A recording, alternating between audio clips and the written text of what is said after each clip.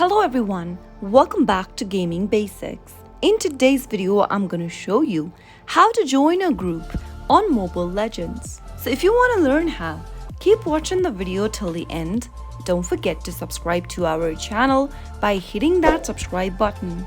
Also press the notification bell so that you'll never miss another upcoming upload from us. First, make sure that you are inside your Mobile Legends game and also make sure that you're logged into your account. From the main home page after you are logged in, tap on the icon right next to your online status on the right hand corner. Soon after you do that, you'll open up the group tab. There, you have two tabs available on the left menu. Recommended group that you can join into, or if you want to create a new group, you can tap the create group button and start creating your group.